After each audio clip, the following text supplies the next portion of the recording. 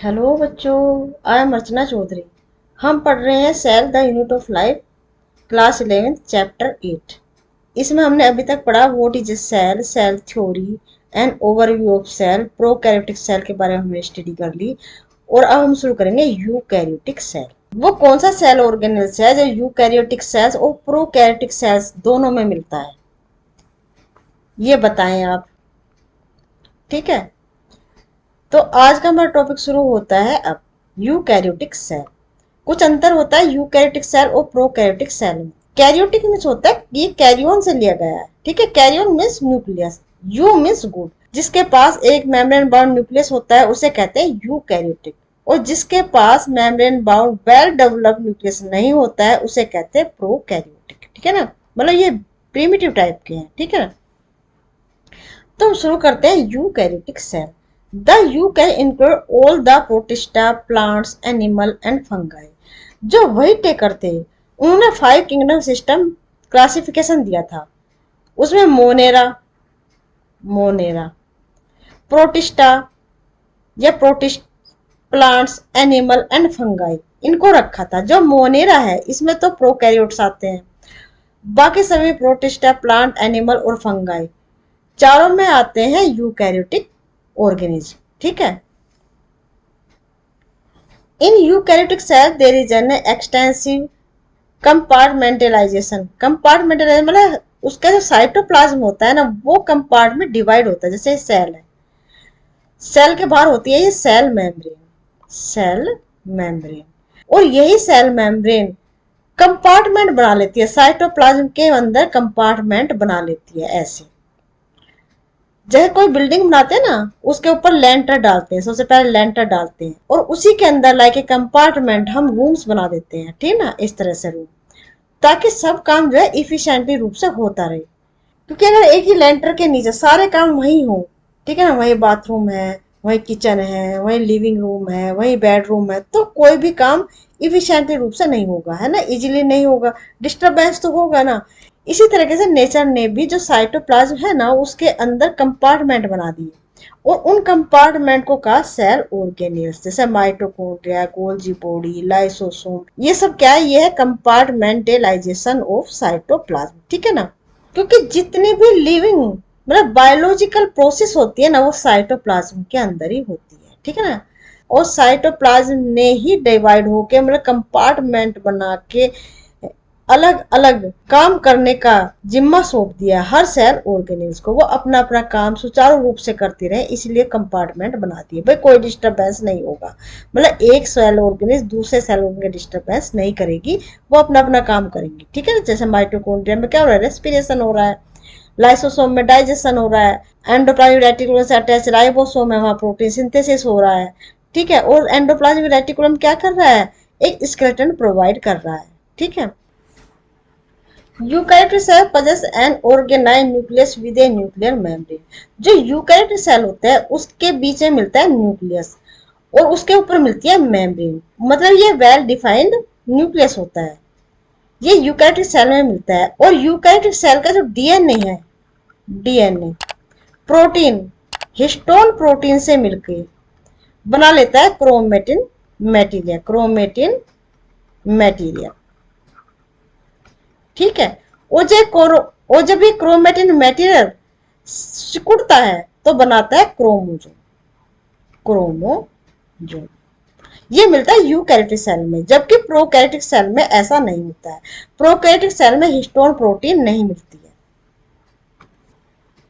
In addition eukaryotic cells have a variety of complex locomotory and cytoskeleton structure. Locomotory मतलब इसमें सीलिया, cilia and flagella मिलते हैं, ये होते हैं लोकोमोटरी ऑर्गन। और साइटोस्केलेटन, साइटोस्केलेटन मतलब जो साइटोप्लाज्म के अंदर एक स्केलेटन बनाते हैं उसे कहते हैं साइटोस्केलेटन। और साइटोस्केलेटन बनाने के लिए उसमें होते हैं माइक्रोट्यूब्यूल और माइक्रोफिलामेंट, माइक्रोट्यूब्यूल एंड माइक्रोफिलामेंट,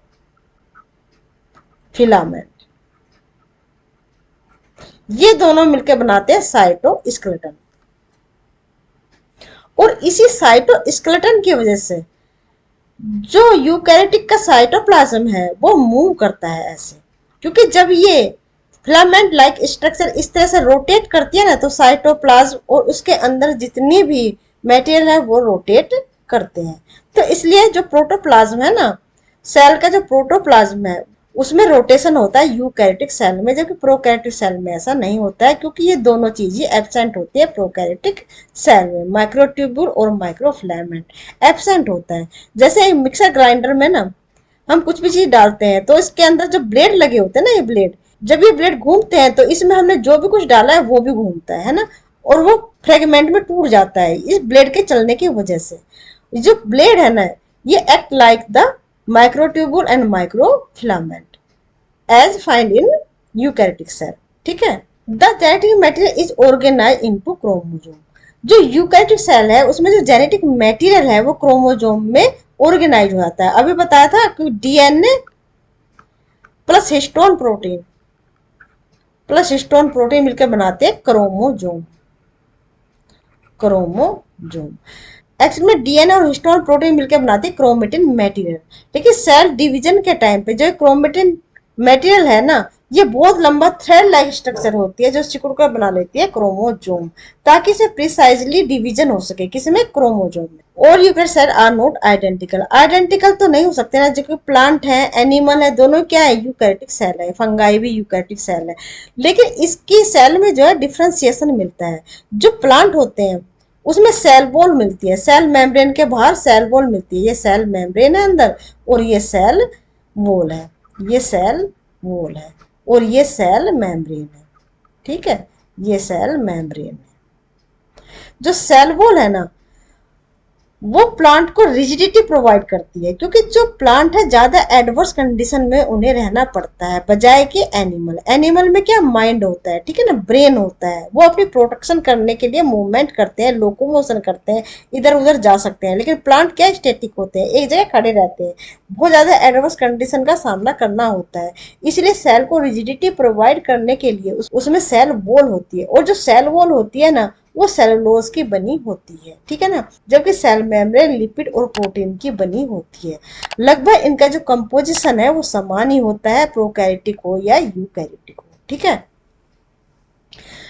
इनका जो कंपोजिशन है लगभग सभी यूकैरियोटिक सेल में समान ही होता है। ठीक है, सेल वॉल प्रोकैरियोटिक सेल में भी मिलती है, लेकिन वो पेप्टिडोग्लाइकन की मिलके बनी होती है। हमने ये सब लास्ट लेक्चर में पढ़ा था। ये जितनी भी जो सेल है ना, सेल के सभी ऑर्गेनेज और सेल को बहुत अच्छे से समझाया गया 9th क्लास में, और वो 11th क्लास के लेवल का ही है, क्योंकि उसमें बहुत ही एलेबोरेट तरीके से समझाया गया है। एक बार आप उन्हें जाकर जरूर विजिट करें, और चैनल को लाइक शेयर सब्सक्राइब करना ना भूलें, ये जरूर किया करें। ठीक है बच्चों। और सेल वॉल के अलावा प्लांट सेल में मिलता है प्लास्टिड। प्लास्टिड, क्लोरोप्लास्ट भी प्लास्टिड का ही एक काइंड होता है। क्लोरोप्लास्ट, ल्यूकोप्लास्ट, ये सब क्या है, ये प्लास्टिड ही है। और जबकि एनिमल सेल में क्लोरोप्लास्ट एब्सेंट होता है। ठीक है, plastid and large central vacuole which are absent in animal cell. जो एनिमल सेल है उसमें भी वैक्यूल मिलती है, लेकिन छोटी छोटी मिलती है, जबकि प्लांट सेल में एक लार्ज सेल की वैक्यूल मिलती है जो न्यूक्लियस को एक तरफ पुश कर देती है। इसलिए जो न्यूक्लियस है एक साइड में मिलता है प्लांट सेल में। और जो सेंट्रियोल है ना, सेंट्रियोल एनिमल सेल में मिलती है, प्लांट सेल में नहीं मिलती है, क्योंकि सेंट्रियोल का काम होता है सेल डिवीजन में, प्रिसाइजली, है ना, क्रोमोसोम को डिवाइड करते हैं। ये प्लांट सेल में एब्सेंट होते हैं। लाइसोसोम भी लगभग प्लांट सेल में एब्सेंट ही होते हैं, लेकिन एक्सेप्शनली मिलते हैं। ऑन द अदर है एनिमल सेल है centriole which are absent in almost all plant cell. लगभग सभी प्लांट सेल में सेंट्रियोल एब्सेंट होती है। ये है एक सेल। ठीक है, ये आपको देखना है अच्छे से, ठीक, ऑब्जर्व करते हैं और बताओ ये प्लांट सेल है या एनिमल सेल। ये है लाइसोसोम, ये है न्यूक्लियस। ठीक है, ये है गोल्जी एपरेटस।